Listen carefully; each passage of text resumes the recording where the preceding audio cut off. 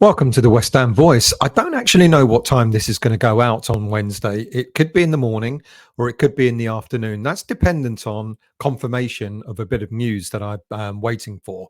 And that is about a particular swap deal that could be on the cards. Now, look, swap deals might be something that we might have to start getting accustomed to in football more and more when it comes to transfers.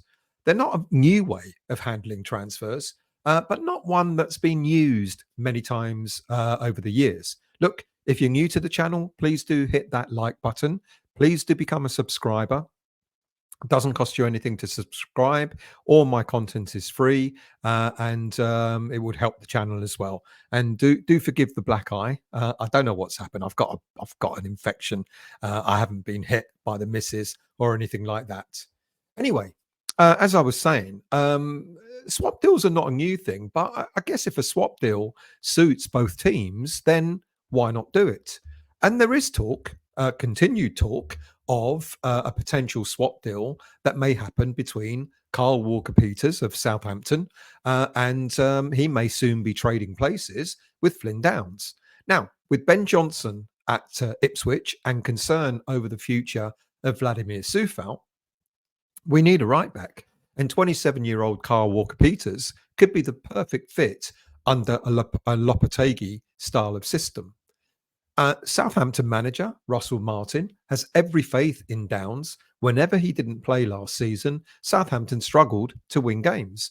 Now, whether there will be a straight swap deal plus maybe a little bit of money exchanging hands, or whether it will be both deals like on paper to be handled as separate transactions, I don't know at this stage.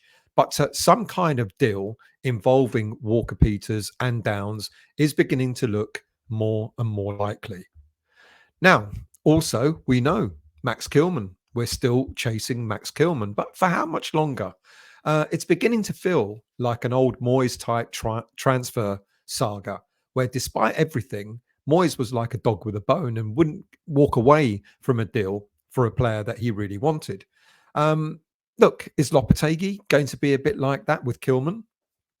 I get why Lopetegui wants him. Look, we've made offers. Apparently, we've made an offer with money and players as well.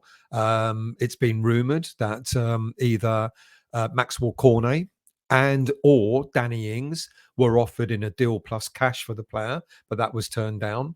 But I understand why Lopetegui wants him. He played some of his best football under the Spanish coach in the 2022 and 23 season.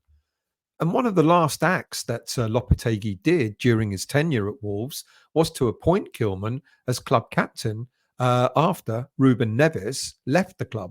So I get it. You know, sometimes when you have trust in a player, you want them to be with you when you move to another club. I understand that. But with Wolves holding out for a fee of around £45 million, it looks as if West Ham may have decided to look elsewhere for a talismanic centre-back. Or have they? I'll come back to Kilman in just a moment. But enter Jean-Claire Todibo. Jean-Claire Todibo of OGC Nice. Look, this 24-year-old French international came through the Toulouse youth ranks and was signed by Barcelona when he just turned 19 for a fee of €1 million. During his time at the Spanish club, he was mainly loaned out to a variety of clubs around Europe. He had spells at German club Schalke, Portuguese club Benfica, and, of course, French club Nice. And in the summer of 2021, Nice bought the player for a fee of €8.5 million. He only ever played 5 games for Barcelona.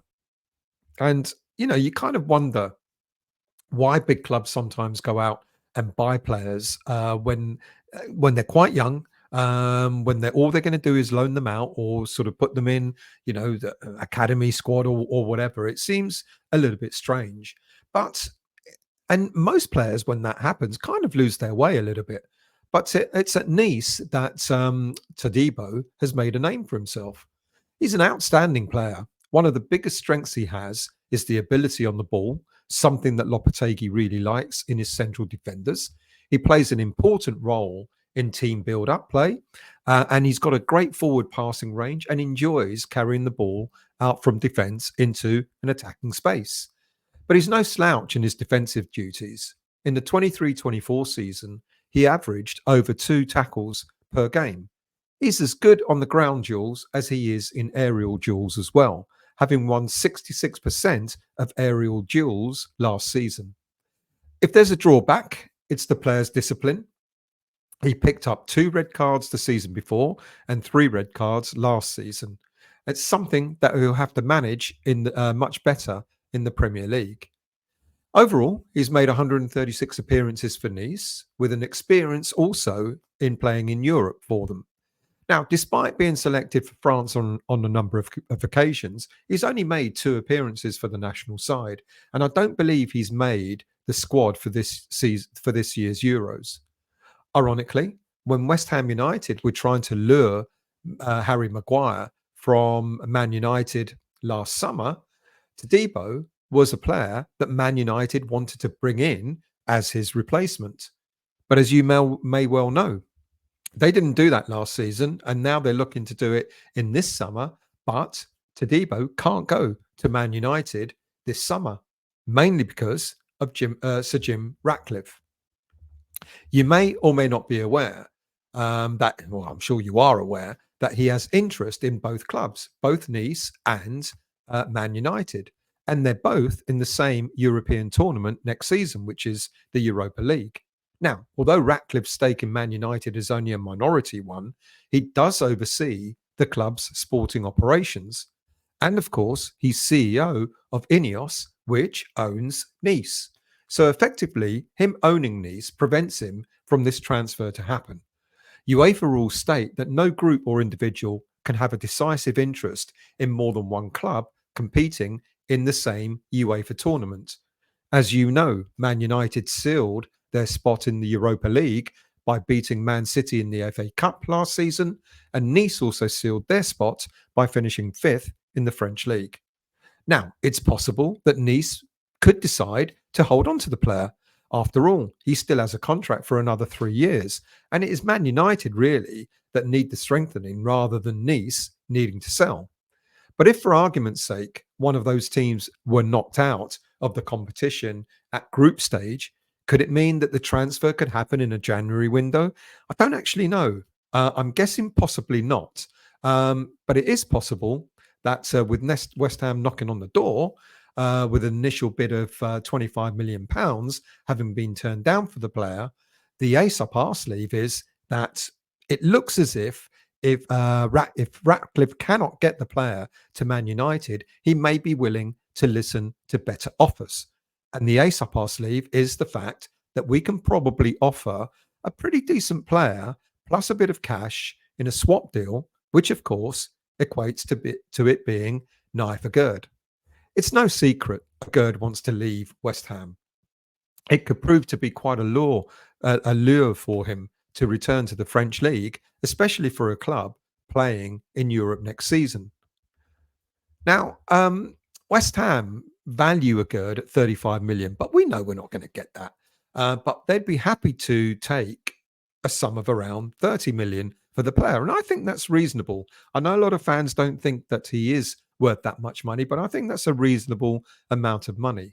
Now, with Todibo being valued at around 40 million, West Ham United, as I said, are looking at the possibility of throwing in Aguerd plus around about 10 million, which may well tempt Nice to sell the player.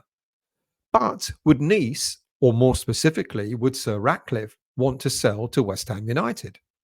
Well, I think they would. I think they'd much rather he came to a club like ours than to a club that he would perceive to being their rivals in the Premier League, such as Arsenal, Spurs, Aston Villa, or any team that finished above them in the league last season. So I think there's a chance that this deal could indeed happen. But what of the Kilman deal? I mentioned earlier I'd come back to that. Well, if we only spend £10 million to get Todibo and allow Aguerd to go as well, then the Kilman deal can still be done. It's still alive because it seems that West Ham will push with one more offer, which is now suggested to be worth a total of 40 million. I don't think for a minute that we're going to offer a whole 40 million. I think it will be a sum of money plus add-ons, probably 34, 35 million plus a number of add-ons, even maybe a sell-on clause for the future, which Wolves will benefit from. Let's not forget, Kilman is left-footed. Todibo is right-footed. So it doesn't look like it has to be either or at this stage. It could end up being both players. And finally, just as a quick update, as you know, the CEO of Hull City confirmed that there were clubs indeed talking to them about the signing of Jadon Philogene. And he confirmed more or less that West Ham United were one of those clubs. Look, I think there's quite a possibility that West Ham could catch this player.